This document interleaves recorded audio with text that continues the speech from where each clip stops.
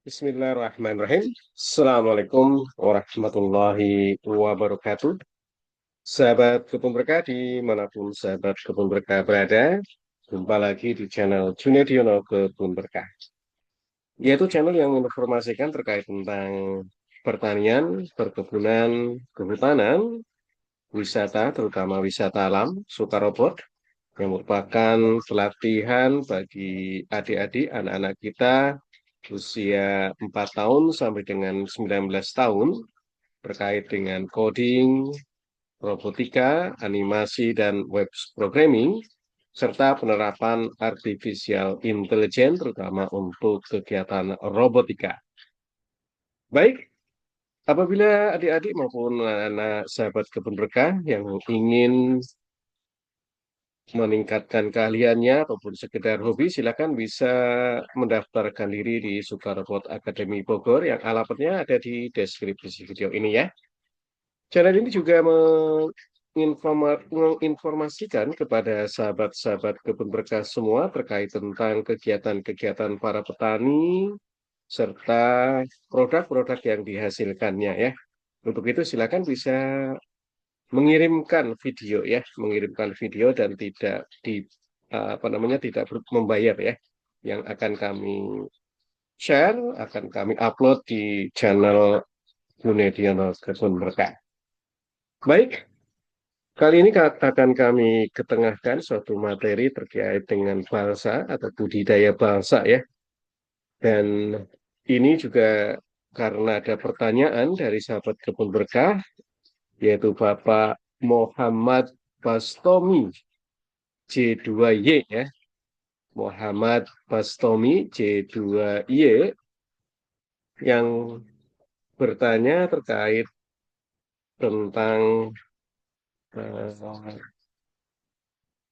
bagaimana mengatasi hama kumbang ambrosia yang menyerang kayu balsa ya, kayu balsa yang masih tumbuh tentunya ya. Baik, sahabat kebun berkah, insya Allah dalam paparan ini akan menjawab pula terkait tentang pertanyaan yang dilontarkan oleh sahabat kebun berkah Pak Bastomi Muhammad Bastomi C2Y ya terkait kumbang ambrosia. Saya share dulu ya materinya sahabat kebun berkah.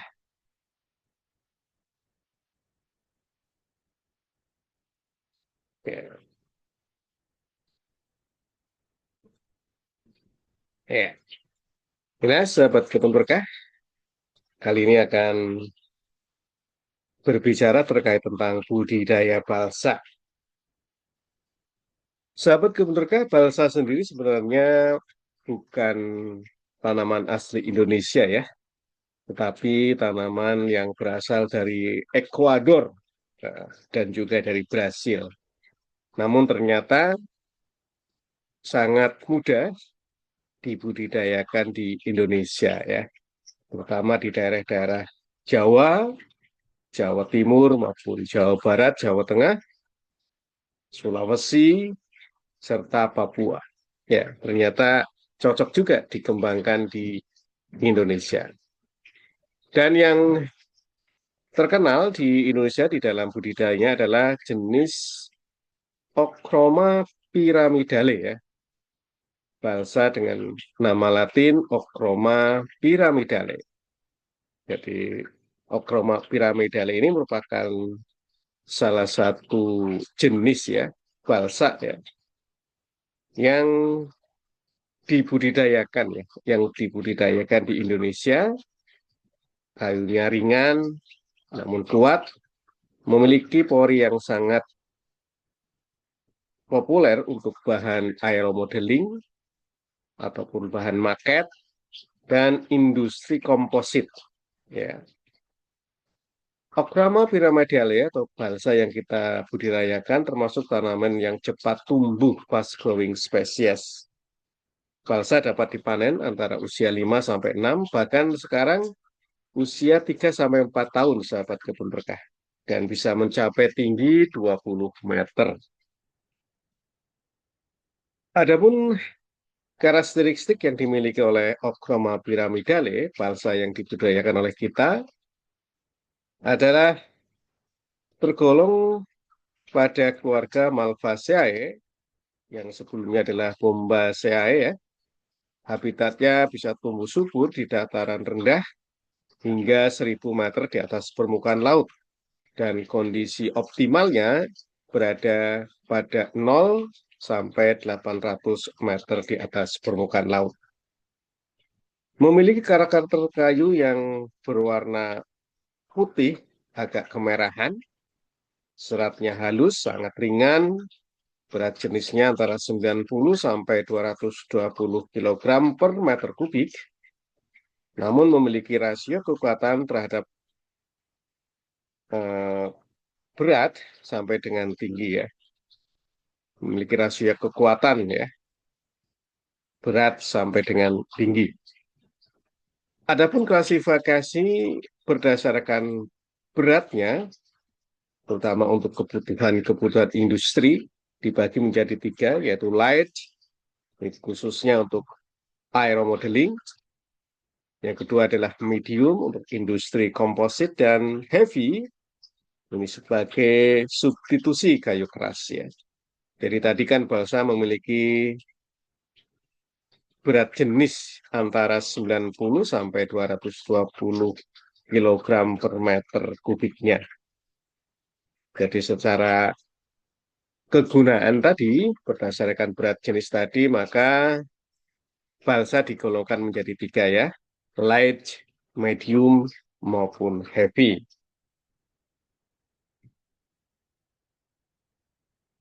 Baik, sahabat kebun berkah yang berbahagia, di dalam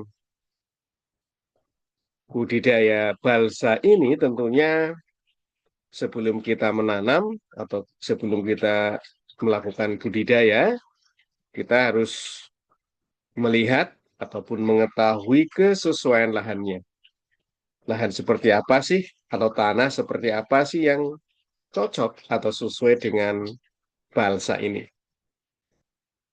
Yang pertama dilihat dari iklim dan topografi ya. Balsa tadi sudah melihat ya, kita sudah di slide yang sebelumnya sudah diinformasikan bahwa balsa sebenarnya bisa tumbuh dari ketinggian 0 sampai 1.000 ya. Ada optimal 0 sampai 800 meter di atas permukaan laut. Ya. Dan ada juga yang memberikan informasi antara 0 sampai 500 mdpl. Ini merupakan ketinggian yang optimal untuk budidaya balsa. Adapun curah hujan, balsa membutuhkan curah hujan yang tinggi antara 1.500 sampai 3.000 mm per tahun. Namun tanaman balsa ini cukup toleran terhadap kekeringan ya, hingga 4 bulan. Ini contohnya terjadi di daerah Kepulauan Buru ya, Pulau Buru di Provinsi Maluku ya. Saya dulu pernah menanam balsa di sana, dan di Pulau Buru ini bulan keringnya agak lumayan banyak ya. Tapi di sana tanaman balsa bisa tumbuh dengan baik. Ya, jadi sahabat bisa melihat tanaman balsa yang kami tanam di Pulau Buru melalui video ini juga ya. Nah, di sini banyak video-video terkait tentang balsa ya dari Pulau Buru. Terus terkait dengan suhu, balsa menginginkan suhu optimal antara 20 sampai 30 derajat Celcius dan membutuhkan cahaya dengan intensitas cahaya matahari penuh ya. Namun ada juga pada suatu kondisi eh, balsa ini bisa tumbuh ya, bisa tumbuh baik pada intensitas cahaya yang bisa jadi 60% ya, di di bawah naungan ya, sahabat kebun berkah. Bisa tumbuh juga. Baik, sahabat kebun berkah yang berbahagia, hal yang kedua terkait tentang kesesuaian lahan adalah tanah dan drainase.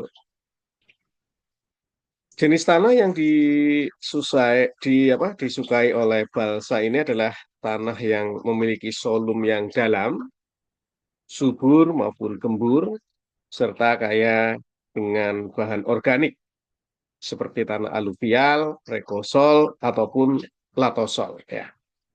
Namun ada juga balsa yang di Pulau Buru ini agak ini juga ya, walaupun volumenya agak tipis di sana dan bersifat lumayan agak kering, tapi tumbuh juga dengan baik di sana. Ya. pH tanah idealnya adalah antara 5,5 sampai dengan 6,5. Drainase inilah yang penting sahabat kebun berkah karena balsa sendiri memerlukan air tetapi tidak suka akan tergenang. Ya, jadi kalau tergenang balsa ini mudah akarnya membusuk ya. Akhirnya mati ya. Adapun kondisi fisik ya, apabila pertama kali kita tanam, tentunya tanah perlu digemburkan. Bisa menggunakan bajak, traktor, ataupun cangkul. Dan kedalamannya apabila sahabat kebun berkah ingin menggemburkan tanah tersebut bisa mencapai 30 sampai 40 cm ya agar akar yang tanaman yang baru kita tanam nanti bisa berkembang dengan baik sahabat kebun berkah. Itulah sahabat kebun berkah terkait tentang kesesuaian lahannya terhadap budidaya balsa ya, budidaya balsa. Sekarang langkah yang pertama di dalam budidaya adalah penanaman. Adapun di dalam penanaman ada dua hal yang sahabat kebun berkah perlu cermati, perlu lakukan. Yang pertama adalah persiapan dan yang kedua adalah penanaman. Untuk persiapan, sahabat kebun berkah harus menyiapkan bibit ya. Bibit ini sangat penting terkait keberhasilan budidaya tanaman balsa.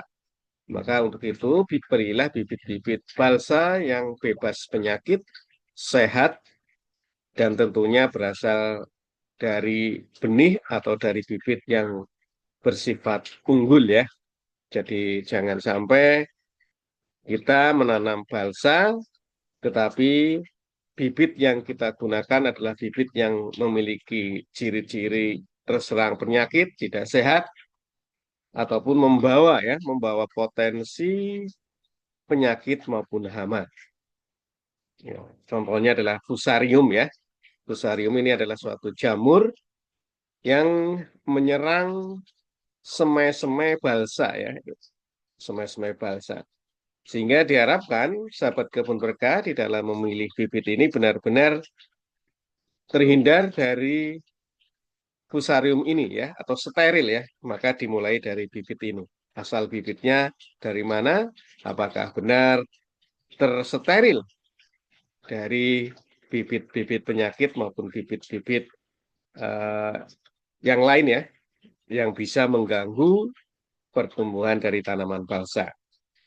Untuk bibit ini, gunakanlah bibit yang siap tanam dengan ukuran tinggi 40 sampai 50 cm ataupun dari semai langsung ditanam ya, juga tidak mengapa ya dari biji maksudnya ya, dari biji ditanam di lahan juga tidak mengapa, tetapi ini sangat sangat riskan ya apabila langsung menggunakan biji ditanam di lahan ya, karena belum tentu bijinya bisa tumbuh.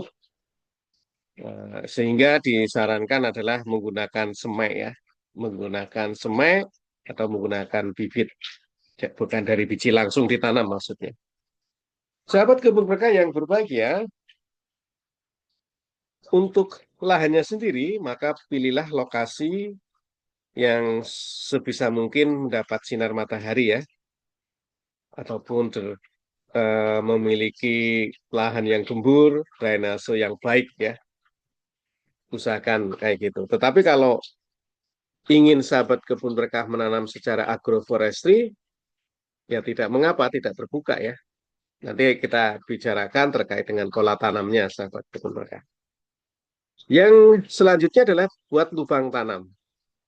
Nah, sebenarnya kalau lubang tanam ini disesuaikan dengan kondisi lahan ya, dengan kondisi lahan. Tapi biasanya kita menggunakan lubang berukuran 30 cm kali 30 cm kali 30 cm. Lebar 30, dalam 30, nah, panjang 30 ya. Jadi 30 kali 30 kali 30. Dan sebelum kita tanam bibit itu ya, lubang ini kita biarkan ya. Kita biarkan terlebih dahulu. Tapi sebelumnya kita kasih kompos ya, pupuk dasar ataupun pupuk kandang. Lalu kita angin-anginkan, biarkan saja kurang lebih seminggu sampai 2 minggu ya, agar bisa terurai itu si kompos maupun pupuk kandangnya. Jarak tanam pun disesuaikan ya, disesuaikan dengan pola tanam ya. Apabila ingin 3 kali 3 silahkan.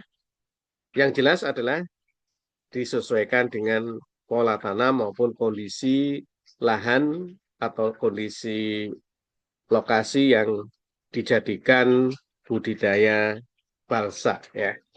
Jadi 3 kali 3 ini tidak mutlak, disesuaikan dengan kondisi ya. Langkah yang kedua adalah penanaman, sahabat kebun berkah.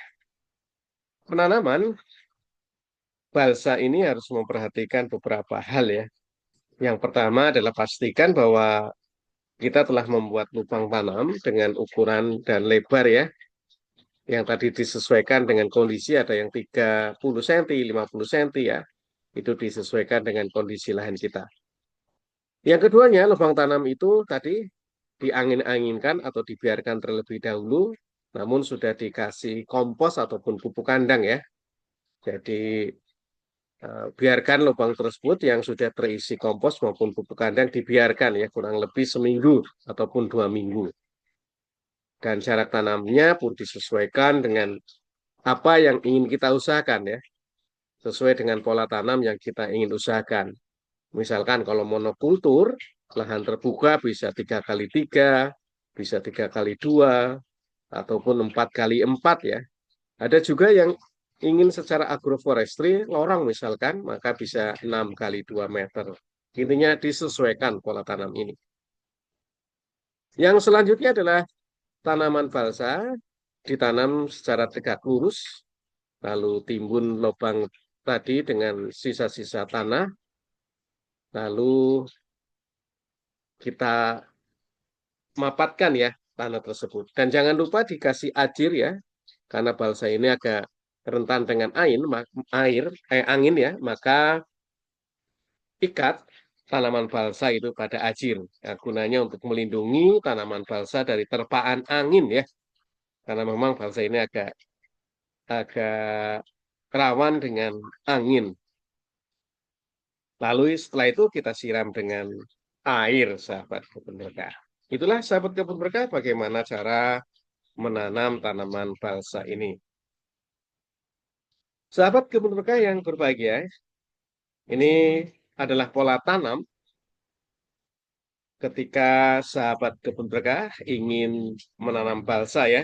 Dan pola tanam ini banyak sahabat kebun berkah ya. Ini adalah contoh saja, ada 6 atau 5 contoh ya. Oh, ada 5 contoh terkait dengan pola tanam.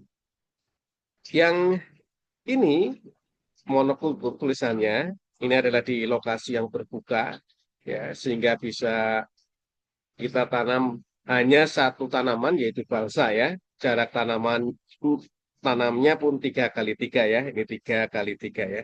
3 meter kali 3 meter. Ada juga yang agroforestry lorong nih sahabat kebun berkah ya. Jadi ini adalah tanaman balsanya dan ini adalah tanaman agronya ya. Tanaman pertaniannya, mungkin jagung, padi, ketela, dan yang lainnya, ataupun tanaman-tanaman yang lainnya. Dan ini adalah balsa ya. Eh, Ini ada kacang hijau ya, ada ubi kayu, ada jagung misalkan. Atau ini adalah agroforestry multi ya. Ternyata di sini sudah banyak sekali tanaman, sahabat kebun berkah. Ada tanaman kayu-kayuan ini ya. Ini pun banyak, ada buah-buahan, ada tanaman pertanian, jagung, padi dan sebagainya ya. Dan kita bisa menanam balsa ya, bisa menanam balsa di lokasi ini. Ataupun ini sahabat kebun berkah. Ini adalah agroforestry along border ya, trees along border. Ini treesnya adalah balsanya ya, dan di dalamnya adalah tanaman eh, pertaniannya ya, mungkin sayur-sayuran atau apalah ya. Ataupun juga ini ya, ini adalah strip light cropping. Ini yang hijau ini adalah tanaman kayu lain ya, dan yang hijau tua ini merupakan balsanya. Atau juga seperti ini ya, alternatif rose atau random mixture ya. Ini silakan sahabat kebun berkah bisa menggunakan pola-pola yang sesuai dengan kondisi lahannya. Atau juga apabila sahabat kebun berkah di lahan yang miring seperti ini ya. Ini seperti ada gambar yang multi jenis ini ya, yang ada kursornya. Ini bisa juga ya, sahabat kebun berkah di atasnya misalkan kayu-kayu pelindungnya ya. Ini ya, kayu-kayu pelindung bisa. Dan ini adalah balsanya dan ini ada tanaman kayu buah-buahan misalkan. Dan ini bisa tanaman agronya, sayuran ataupun hal yang lain ya. Ini silahkan sahabat kebun berkah di dalam pola tanamnya ataupun jarak tanam bisa disesuaikan dengan keinginan sahabat kebun berkah ya. Jadi tidak mesti harus balsa semua ya, tidak mesti harus balsa semua. Malah saya pribadi menganjurkan kepada sahabat kebun berkah untuk menanam balsa ini jangan monokultur ya, jangan monokultur tapi multikultur atau polikultur ya. Karena apa namanya kalau yang monokultur ditinjau dari sisi ketahanan penyakit juga lebih rentan dibanding dengan polikultur sahabat komputer.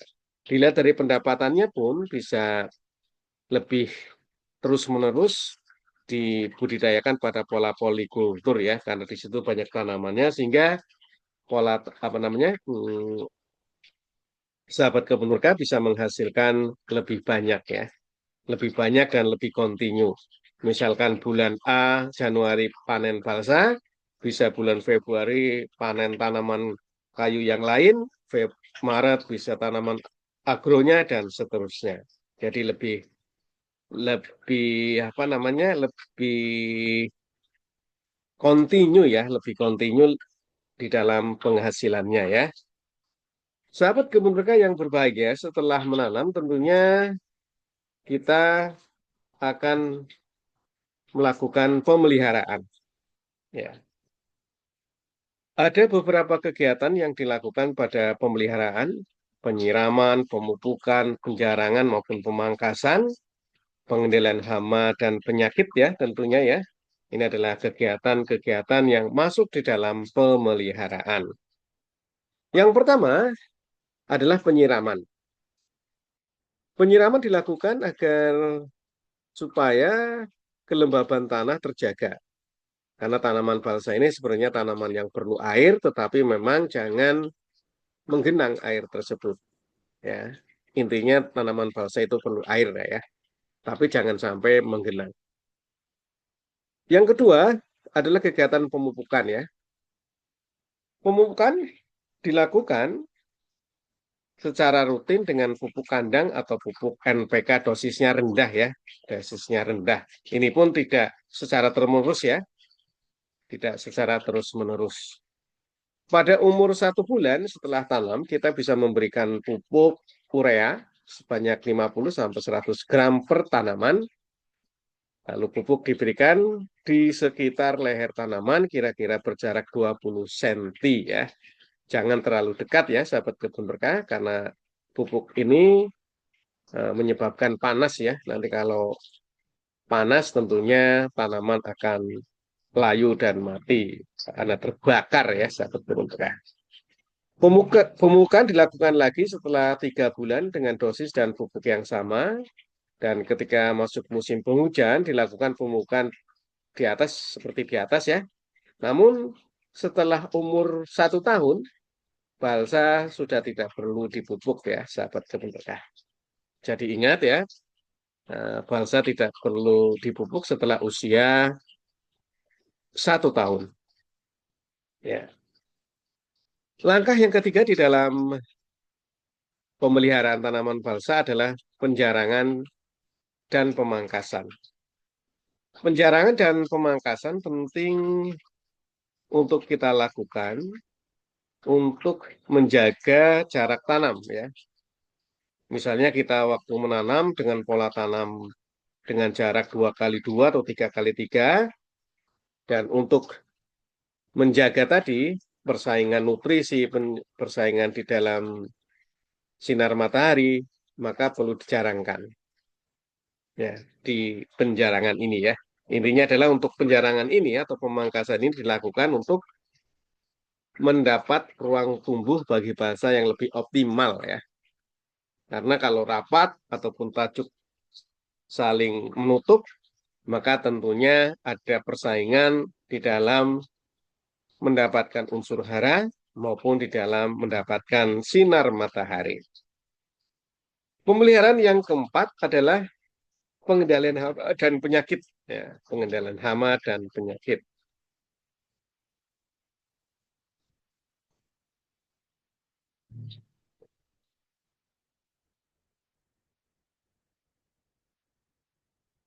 Tapi sebelum itu, sahabat kebun berkah, sebelum hama dan penyakit, saya memberi sedikit terkait tentang pruning, ya, atau pemangkasan ya, atau pemangkasan terkait balsa ya. Jadi pruning ini dilakukan karena perkembangan balsa sangat cepat ya, sehingga keseimbangan pertumbuhan, khususnya untuk mendapatkan diameter yang lebih besar dan batang tinggi, tentunya memerlukan suatu perlakuan ya. Jadi selain pemangkasan, selain penjarangan, juga dilakukan pruning ya. Ini salah satu contoh pruning ini. Misalkan ini adalah gambar satu, ini adalah balsa ya. Nah, ini banyak sekali cabang-cabang ya. Lalu kita pruning, kita pangkas ya, pangkas cabang-cabang yang mengganggu. Nah, hasilnya jadi 1,2 ya.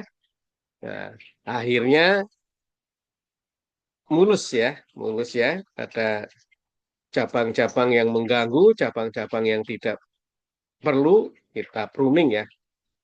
Ataupun apabila sahabat kebun berkah mengalami gambar yang dua, ya, ini banyak cabang-cabang yang memang mati ya, yang kering, lalu kita bersihkan.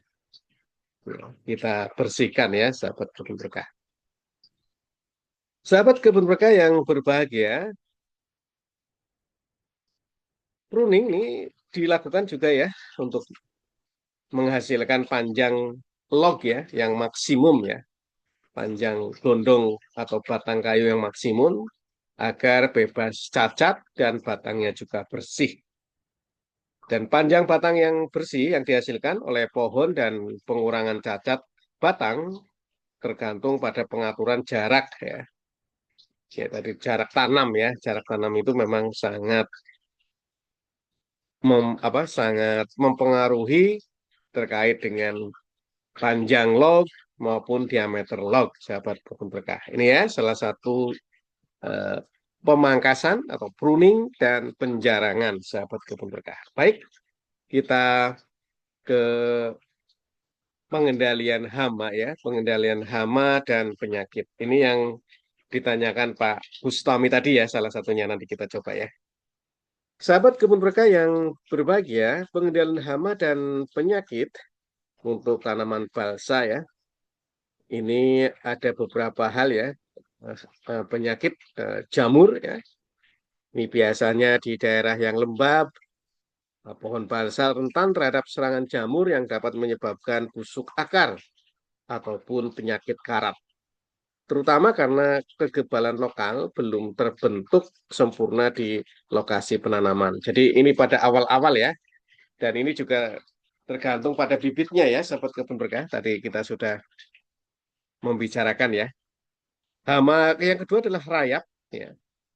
Hama ini cukup menyerang kayu balsa ya, baik pada tegakan yang kurang sehat maupun kayu yang sudah dipanen ya. Jadi menyerang, tapi rata-rata pada yang sudah dipanen ya. Terus yang ketiga adalah hama penggerek ataupun ulat. Meskipun jarang ya, ulat ataupun penggerek batang dapat menyerang batang. serupa dengan kasus pada tanaman sengon. Hama yang selanjutnya adalah tungau dan kutu ya. Hama ini muncul jika tanaman kurang terawat, namun pertumbuhan cepat ya. Jadi apa namanya tungau dan kutu ini muncul jika sanitasi tidak bagus, drainase jelek, maka akan muncul tanaman ini, apa hama ini. Yang tidak kalah hebohnya adalah blue stain ya. Blue stain ini jamur biru. Ini merupakan ancaman utama bagi kayu balsa, terutama pada pasca panen ya. Pada saat pengiringan kayu balsa, proses ini sangat rentan terkait dengan serangan dari blue stain atau jamur biru ya. Karena jamur ini akan merusak warna ya dan menurunkan nilai kualitas dari tanah kayu balsa. Untuk pencegahannya, sahabat kebun berkah bisa menggunakan fungisida ya untuk blue stain ini ya. Bisa menggunakan fungisida yang mengandung bahan aktif TCMBT ya. TCMBT itu apa? TCMBT adalah metil ya, benzoat. Ini ya.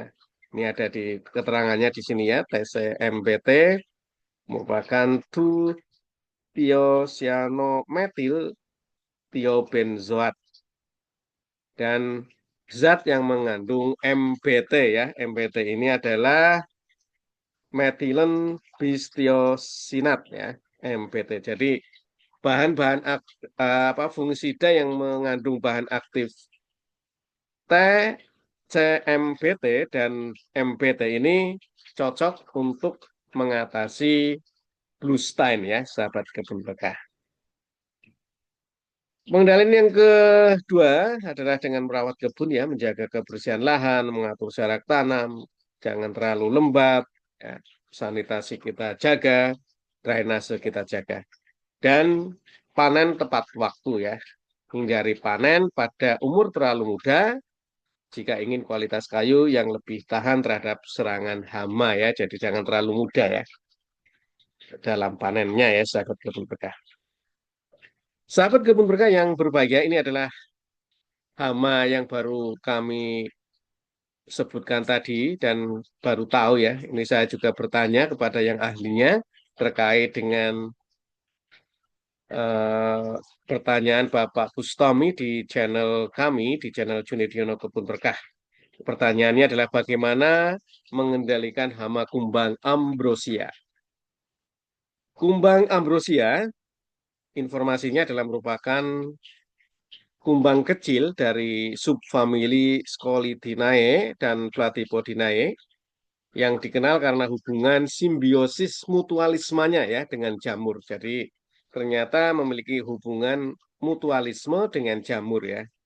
Jadi jamur ini mendapatkan rumah untuk berkembang biak dan kumbang mendapatkan makan dari jamur tadi. Jadi hubungannya adalah hubungan simbiosis mutualisme.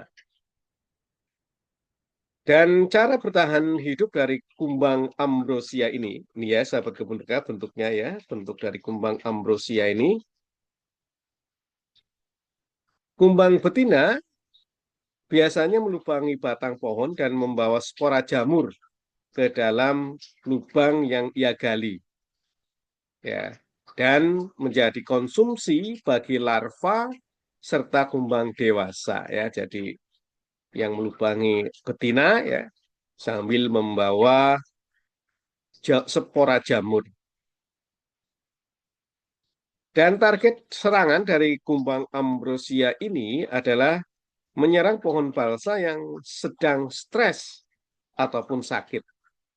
Misalnya akibat kekeringan yang terlalu ekstrim, maka dia stres, ataupun ada luka ya, ada luka di batangnya, di batang balsa maksudnya. Karena apabila pohon balsa tersebut mulai terluka, maka mengeluarkan aroma etanol yang menarik perhatian dari kumbang ambrosia ini, sahabat kebun berkah. Adapun gejala serangan kumbang ambrosia, tanda khasnya yang sering kita lihat adalah adanya untaian serbuk gergaji menyerupai tusuk gigi. Nah, ini nih ya. Ini ya, ada serbuk-serbuknya ya. Nah, ada serbuk-serbuknya yang keluar dari lubang-lubang kecil pada kulit kayu balsa yang diserang. Ini ada serbuk-serbuknya dan ini lubangnya nih sahabat ya. Ya, ini gambar ini ya yang saya klik ya. Adapun dampak dari serangan kumbang ambrosia, kalau serangannya itu hebat, maka dapat menyumbat jaringan pengangkut air dan nutrisi balsa, sehingga menyebabkan daun rontok, prematur, hingga kematian balsa. Ya, dan di Indonesia ini sering menyerang tanaman yang bernilai tinggi seperti durian, kako, sono kembang, dan lain sebagainya. Dan saya baru dapat informasi dari Pak Muhammad Bustomi bahwa balsanya diserang juga oleh kumbang ambrosia ini. Ini saya baru dapat informasi ya, sahabat kebun berkah. Sahabat kebun berkah yang berbahagia, adapun siklus hidup dari kumbang ambrosia ini meliputi empat tahapan yaitu telur, larva, pupa, dan imago atau serangga dewasa atau kumbang dewasa. Dengan total waktu perkembangan sekitar 9 minggu ya, sahabat kebun berkah. Sahabat kebun berkah yang berbahagia, adapun cara pengendaliannya, yang pertama adalah secara mekanis ya, secara pengendalian secara mekanis ya, maka lakukan sanitasi. Caranya adalah pangkas dan musnahkan, bakar maupun eh, apa namanya, bakar maupun hancurkan maupun ditenggelamkan atau apa namanya dipendam ya cabang atau pohon balsa yang terkena keserangan ini ya, terserang kumbang ini, sehingga mengurangi penyebarannya. Ya. Yang kedua adalah teknik budidayanya ya, jangan sampai tanaman balsa itu stres. Ya, jangan sampai tanaman balsa itu stres maupun ada luka. Maka bisa jadi hindari tanaman kekeringan ya dengan melihat kondisi. Apakah perlu disiram ya ataupun tidak. Ya, jadi benar-benar harus melihat tanaman balsa ini mengalami kekeringan ataupun tidak.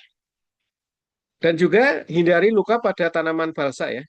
Karena tadi tanaman balsa yang terluka pada batangnya atau kulitnya mengeluarkan aroma ya, aroma yang disukai oleh kumbang ambrosia. Ya, itu cara budidayanya ya. Terus yang selanjutnya terkait dengan manajemen kayunya ya, apabila sahabat kebun berkah memanen balsa ya, jangan menumpuk ya kayu mentah atau ranting hasil pangkasan ataupun pruning ataupun penjarangan di dekat yang pohon yang sehat. Karena kayu ini, kayu hasil pruning, hasil kayu dari tebangan, hasil kayu dari pemangkasan, penjarangan, itu menjadi tempat yang enak untuk berkembang biaknya kumbang ambrosia. Ya, ini yang langkah yang pertama, langkah sanitasi kebun. Ya. Langkah yang kedua adalah dengan monitoring ya, dengan monitoring.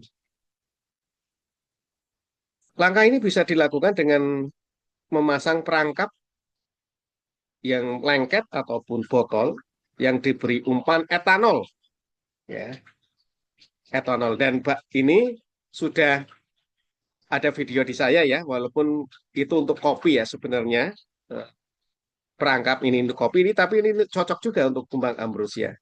Nah, silakan bisa melihat videonya ya. Etanol sebagai bahan perangkap eh, hama ya, ada di video saya. Silakan. Yang selanjutnya bisa dengan pengendalian secara kimiawi ya, menggunakan insektisida. baik insektisida kontak, yaitu dengan semprotkan insektisida tersebut, seperti pyrethroid dengan bahan aktif bifetrin ataupun permethrin ya.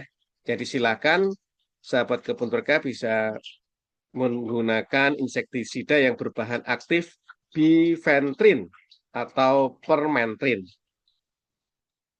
Waktu aplikasinya adalah semprotkan dilakukan pada saat kumbang aktif sekitar bulan Maret atau Oktober, biasanya di negeri atau negara empat musim ya, atau saat suhu mulai hangat ya, dan diulang setiap 2 sampai 3 minggu. Namun ada catatan ya, sahabat kebun berkah, bahwa insektisida sistemik umumnya kurang efektif karena kumbang tidak memakan jaringan tanaman, melainkan memakan jamur tadi ya. Sehingga alternatif yang lain adalah dengan solarisasi, yaitu menutup kayu yang terserang tadi dengan plastik bening atau membunuh larva di dalamnya. Ya, jadi ada alternatif lain ya. Jadi menutup kayu yang diserang tadi, lubangnya ya ditutup dengan plastik bening. Tujuannya adalah untuk membunuh larva kumbang ambrosia ini ya, sahabat kebun berkah. Sahabat kebun berkah yang berbahagia, ada juga dengan menggunakan pohon umpan, yaitu menggunakan pohon yang baru dipotong sebagai umpan, lalu kita musnahkan setelah kumbang bersarang di dalamnya. Ya, jadi ini apa namanya? Bisa dilakukan dengan hal semacam tadi, sahabat kebun berkah. Mudah-mudahan jelas ya, Pak Muhammad Bustomi ya, terkait dengan kumbang ambrosia ini. Sahabat kebun berkah, saya lupa ini adalah penjarangan ini ya, tidak urut nih, mohon maaf ya. Jadi ada pruning tadi ya, ini adalah penjarangan. Penjarangan pada tanaman balsa, Troma pyramidale, bertujuan untuk mengurangi persaingan unsur hara dan cahaya ya. Tadi sudah saya sebutkan. Misalkan ini contohnya ya, ini terlalu rapat, maka yang di X merah ini yang kita pangkas ya, atau kita jarangi, atau kita tebang. Dan di dalam penjarangan ini, kita juga menebang tanaman yang pertumbuhannya lebih jelek, ataupun kena penyakit ataupun apa ya. Jadi yang disisakan adalah tanaman-tanaman yang bagus ya, sahabat kebun berkah. Inilah penjarangan, sahabat kebun berkah. Sahabat kebun berkah yang berbahagia, alhamdulillah setelah kita menanam tentunya harapan kita adalah memanen ya, sahabat kebun berkah. Jadi waktu panen yang ideal umumnya di usia 3 sampai 4 tahun ya. Tadi memang ada yang 5 atau 6 ya, tapi idealnya adalah 3 sampai 4 tahun. Dan usia ini diameternya kurang lebih 30 cm ya, merupakan standar komersialisasi untuk industri ya. Jadi banyak industri yang mensyaratkan diameter ini. Indikasi siap panen adalah terlalu matang ya ini ya. Ini adalah 7 sampai 8 tahun ini ya. Ini kayu balsa ini terlalu tua sehingga cenderung menjadi lebih keras dan kehilangan sifat ringannya. Jadi semakin tua kayunya keras ya, sehingga sifat ringan yang diperlukan menjadi hilang. Adapun teknik penebangan dan penanganannya, metode penebangan dilakukan dengan memotong batang sedekat mungkin dengan tanah ya, untuk memaksimalkan volume kayu tentunya. Pengiringan kayu balsa agar kayu balsa segar mengandung kadar air yang tinggi, bisa 5 kali lipat berat kayunya, dan setelah ditebang, kayu balsa harus segera diproses atau dikeringkan untuk mencegah pembusukan dan serangan jamur bluestein tadi ya. Karena sifat kayunya yang sangat lunak ya. Tadi kita sudah cerita eh, jamur bluestein ya. Nah ini ya, bluestein atau bluestein balsa. Tulisannya sih bluestein ya, tapi sebenarnya bluestein. Jadi balsa yang terkena jamur pewarna, jadi bukan pembusuk ya, dan menyebabkan perubahan warna menjadi biru atau abu-abu, bukan jenis balsa yang berbeda secara alami ya, jadi berubah warnanya menjadi biru atau abu-abu, sehingga disebut sebagai blue stain. Penyebabnya adalah kayu balsa memiliki kadar air yang tinggi saat basah dan struktur sel berpori besar. Kondisi ini membuat rentan terhadap serangan jamur pewarna atau jamur blue stain jika tidak segera dikeringkan dengan benar. Ya. Penampilan dari kayu yang terkena jamur ini itu menghasilkan tamu yang bercak ya, atau garis berwarna biru atau abu-abu, atau kehitaman pada kayu gubal, atau kehitaman pada kayu gubal, bagian putih atau putih kekuningan. Dan ini berdampak pada kualitas estetika dari kayu ya. Jadi ini sangat sangat merugikan ya. Inilah sahabat kebun berkah. Kalau kayu balsa yang terkena blue stain ini ya, ada warna kebiru-biruan ini. Nah, ini. Adapun cara pencegahannya atau penanggulannya, perawatan pengawetan dengan bahan kimia tertentu segera setelah penebangan membantu mencegah terjadinya blue stain ya. Jadi kita mengolesi ya dengan bahan-bahan tertentu ya, nanti kita coba bahas lagi ya, karena waktu terbatas ya. Kita bahas lagi langkah di dalam mencegah blue stain ini ya. Ini sudah waktunya, sudah adzan ya sahabat kebun berkah, dan mudah-mudahan nanti kita bisa melanjutkan terkait dengan blue stain ini, terutama di dalam pencegahannya ya. Jadi jangan lupa ya untuk stay tune terus di channel Junediono Kebun Berkah ya, sahabat kebun berkah. Terima kasih sahabat kebun berkah, dan jangan lupa untuk like, komen, subscribe berlangganan ataupun share di channel YouTube Junediono Kebun Berkah. Ya, jangan lupa ya.